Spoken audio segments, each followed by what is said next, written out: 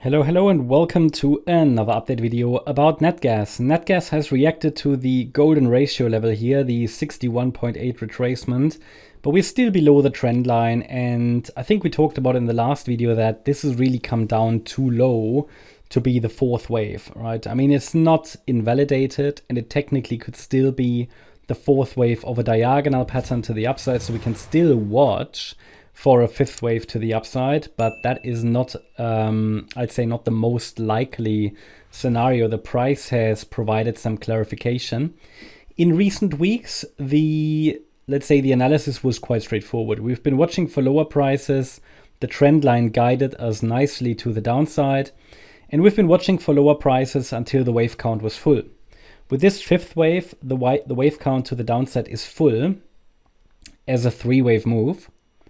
But we were simply watching if the price can actually hold above the golden ratio level. Well, it is doing that at the moment, okay?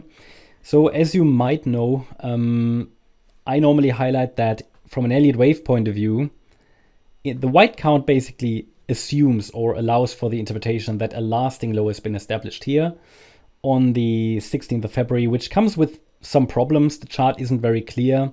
Mentioned it in previous videos, but we said, okay, we can observe the bullish count.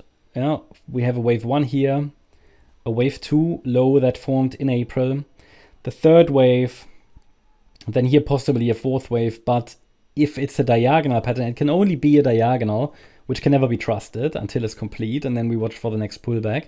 But in a diagonal, if a wave 4 retraces below the golden ratio level, even if it's just for a short amount of time, yeah, it could technically still work, it's valid, but it's very low probability that this is the fourth wave of a diagonal, which is why, I mean, you know, the market has provided some clarity. It should be something different. Oh, sorry, my microphone nearly dropped.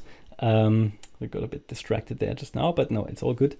So yeah, what else could it be? I mean, it's probably then the yellow scenario. That's another count I'm observing, which means this bounce, which we've talked about also last time, I think, that, you know, even if it's not the white count, even in the yellow scenario, a reaction to the golden ratio level would be ideal to start wave 2.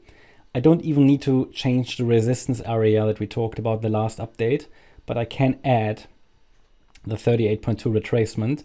So we have fib resistance between $2.39 and $2.87. 4 fib levels here: 239, 252, 266, and 287. We can observe that resistance area before it goes down further. The price should get rejected there. Should reach it ideally for a clear and healthy wave 2. And then from there, a reaction would be expected. That's what I would expect now based on this wave count. But we can still be mindful that it could be a fifth wave. So that would be the scenario if we break above 288. That we can follow still a fifth wave to the upside. At the moment, I'd be watching for a corrective rally into the resistance area. We can add the micro count in a minute. It might also be a triangle pattern, but that needs proving. Okay, the purple lines indicate the potential for an Elliott wave triangle, just a sideways range, but that would require additional proving. Looking at the very short term, for me, this is a three-wave rally that we've seen so far. That fits very well in line with the concept of either a diagonal in which the subwaves are corrective, or a wave 2 corrective bounce in which you could say this here is a small A wave, B wave, C wave, and then this could be the larger A wave of a wave 2. Then a wave 2 is an ABC structure, so we're watching for this now.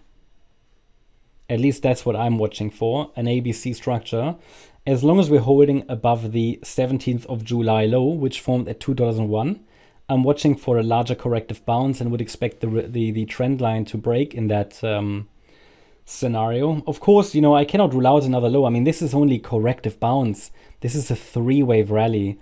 That does not clearly give me further upside continuation as a scenario. I'm just using the context to highlight that this move down, if it's wave 1 in yellow, could be full. And therefore, any rally into resistance needs to be considered. It's definitely a realistic possibility.